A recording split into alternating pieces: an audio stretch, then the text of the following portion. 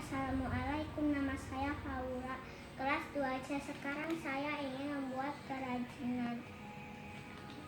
Ini bahan-bahannya.